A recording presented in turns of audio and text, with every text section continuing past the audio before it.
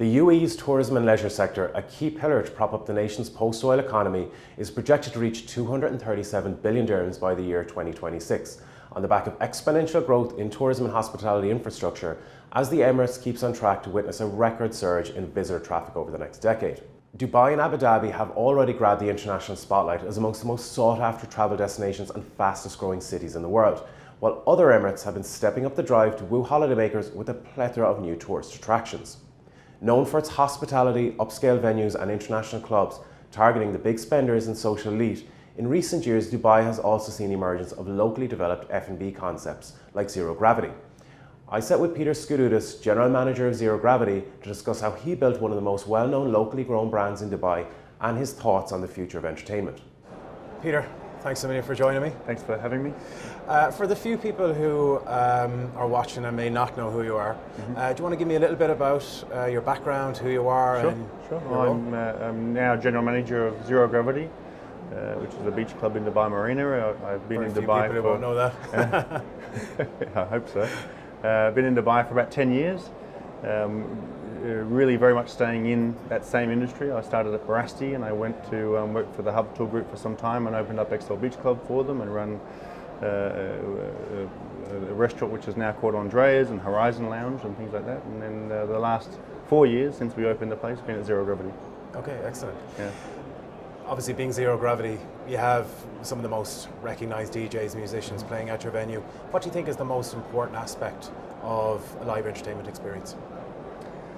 In terms of a DJ, interaction. I suppose in terms of the whole experience, not just the DJ, but the atmosphere, the systems. Well, you've said it. It's the whole experience, right? There's so much that goes into it. I think, obviously, the biggest driver of footfall or traffic into any venue of our size, at least, is going to be who's performing, who is the DJ, and how strong is their brand.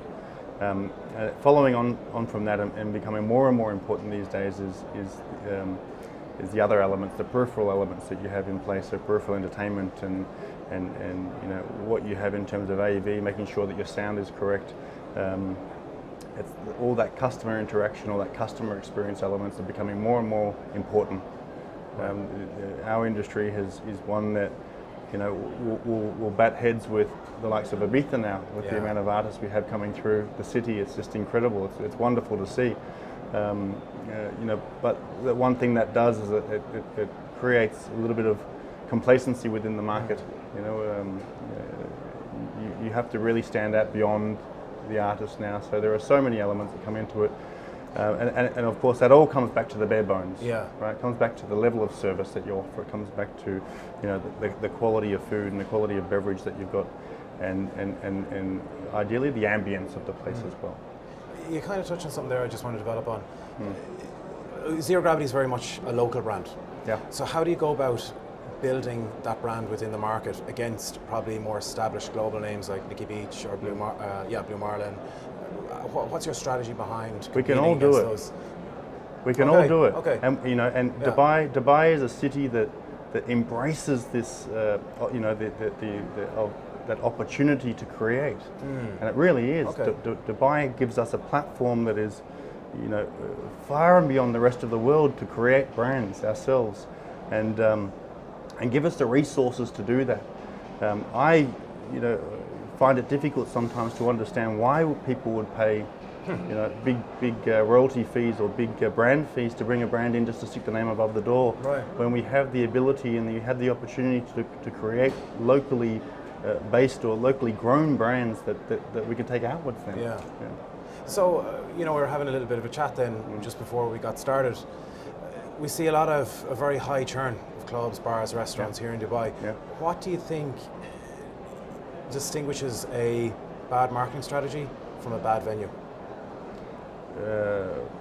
In the sense that, let's say, a bad marketing strategy that's not working against just a bad venue with maybe a good decent marketing strategy. The unfortunate thing is we see often great venues that open up that don't have any marketing in place, that don't really, that don't think that far into the business before they open the doors, and they think that, like I've said before, that a name above the door is going to be the be-all to end-all, and that's going to be enough to drag people into the venue.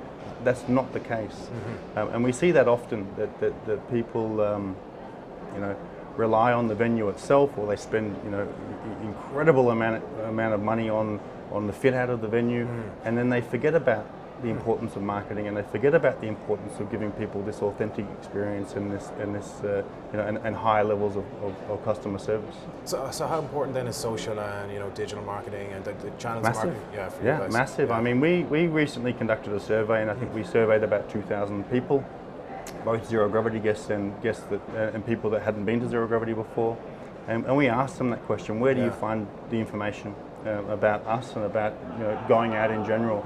And of course, social media stuck right at the top of that list.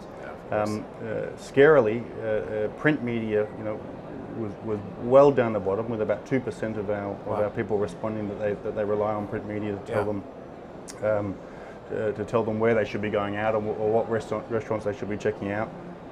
So that makes social media extremely important to us. And a lot of other venues realise that as well. So they have to. We all have to compete with each other. Then when we're looking at our Facebook feed in the morning or our Instagram feed, you need content that stands out, and that's key. So that was what I was just about to lead into. How do you differentiate then? Because there's such a flood of content in the market. You can almost argue there's an oversupply of content. Yes. How do you guys differentiate yourselves? We experiment a lot. Yeah. We have to. Yeah. Something that tells someone now you must be at this place at this time and this is how much it's going to cost you, which is what you used to have to tell people. That no longer works, and the interaction we find with things that are that obvious, have a much lower interaction rate than perhaps something that doesn't necessarily give a direct message, but tells someone what this is all about, or creates a little bit of hype around it. So, the creative content is key. Right. Recently we had an event where we had MK come in, and rather than stick flyers up all over the place, we did a few little things that worked very, very well for us. One of them was having a guy on our beach. Okay. Shovel the words MK out and recording that from a drone and simply posting that footage onto our social channels, and that got us a lot more attention than what a flyer would have received. That's for sure. Absolutely. Yeah. So what do you think then it takes for as we were talking about, there's a lot of new clubs and restaurants that are always trying to get into the UAE market. What does it take to really penetrate the UAE market, getting into Dubai and establishing yourself as a local brand? Well, you need to think beyond the brand. If you look at the way we market or we get the message out about zero gravity, our list that we look at on a daily basis is pages and pages long. Right. And it really is. Right. Everything from all our social channels through to the things that we do internally, through to creating Instagram moments where we then create marketing on our behalf without paying for it. Right. Where our guests are taking photos of things, whether it's the glass front we put in the pool. Yeah. I mean, that's magical to us because now we have people doing the marketing. You got user-generated content on the back of that as well, right? Yeah. So these are all the things you really need to think about, and and marketing's not sticking an ad in the magazine or putting an ad on radio. It's not as simple as that. Our marketing budget starts at one point at the beginning of the year, and by the end of the year, we've played Tetris with it. Yeah. And what we thought we were going to spend money on, or what we thought we were going to invest our time into, we're no longer doing that because we've realised that along the way that we have to change, and we have to be fluid, and we have to be very creative. And if that means that we change our whole strategy by next week, then we do that. So it's not like just sitting down at the beginning of the year, laying out the marketing plan. It's a rolling. Certainly not, and that's the beauty of social media as well. Right, exactly. Is that when we have content that we create and based on our research or based on the feedback that we've been given, we can get that out straight away. And it's not a static plan anymore. It's very much fluid. It needs to evolve constantly. So if you were starting a bar, restaurant, club today from scratch, what trends would you be paying most attention to? It depends on which end of the market you're coming into. I think we're at a time, and it's sad to see that people don't really recognise this so much. We're at a time where that high end of the market is extremely volatile. So I personally wouldn't go into that end of the market. I wouldn't be up there. It's that premium mid-market point, is ideal for this time. We always joke that beer, burgers, and coffee are recession-proof. Yeah. And you know, we joke about it, but that's actually very true. Yeah. Is that those simple items, and they do slot into that mid-market point, are essential in success during these times. Right. What do you think is the biggest change tech is bringing to the industry? Well, tech's coming from the outside in. Okay. You know, hospitality, hotels, restaurants, we're quite traditional, and we need not be. We need to be thinking the same way that the tech startups are thinking. You know, we're reliant on, you know, if you look at discounting in food and beverage, for example, we're reliant on people like Groupon or the Entertainer app and things like that. And so these are, you know, these are tech people who have brought a platform to us to say we can bring you people. Right. You know, and that's an easy solution for us to use. It's very, very simple and easy for us to use.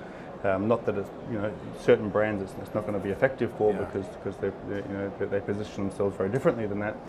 But I think that we need to have a little bit of a tech revolution within hospitality, and we need to start thinking a little bit more creative with you know, with the platforms that we are using, with the platforms that people are going to find information, and start adopting those ourselves, you know, without having to rely on outsiders. And TripAdvisor is a fantastic example of that.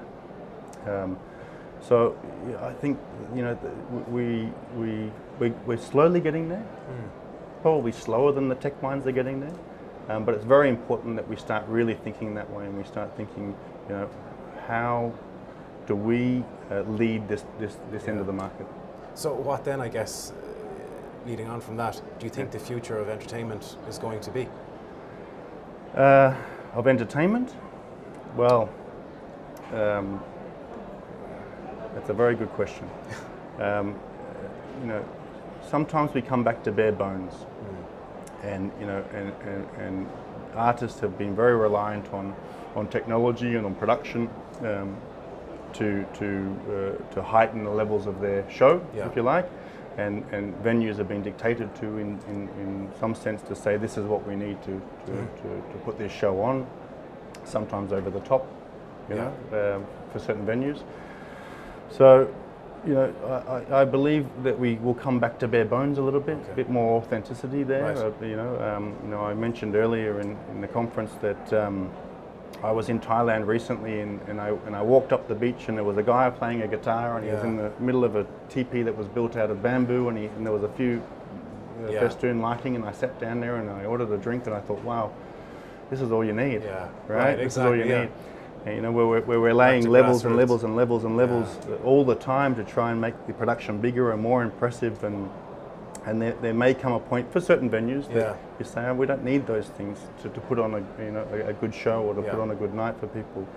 It's much, you know, we again back to bare bones, back to the levels of service that we offer, back to the food and beverage that's on offer, and you know, and the music that puts goosebumps on your arms when you listen to someone, and it can be as simple as someone sitting on a chair with a guitar in their hand. So it's just a quality experience, doesn't have to be all jazz at Absolutely. the same time. I think there still is a place for that. I think sure. within, you know, some of the big clubs that we're seeing come through are doing very well at that. You know, their production is incredible, and you know, and it's impressive to see, and it's impressive while you're there, and that's what that's all about. And people are going there for that reason. They want it to be loud and bright and lights shining all over the place, and they really enjoy that. But I think there's the other side of the market as well that are just looking for a real experience. Okay, excellent. Peter, real pleasure talking to you. Pleasure. Thank you. Thanks for having me.